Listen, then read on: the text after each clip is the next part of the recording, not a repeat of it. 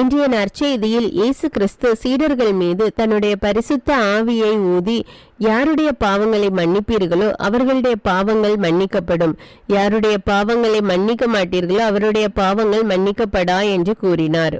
அநேகர் நம்மிடம் கேட்பது உண்டு, நாம் ஏன் குருவானவரிடம் பாவ மன்னிப்பு கேட்க வேண்டும்? அதற்கான பதில் யோவான் நற்செய்தி அதிகாரம் 20 இறைவார்த்தை 23 கூறப்பட்டுள்ளது.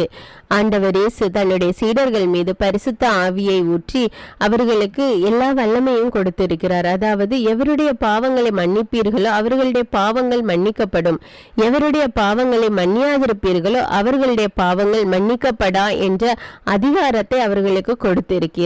திருத்தூதர்கள் வழியாக வந்தவர்கள்தான் குருமார்கள்.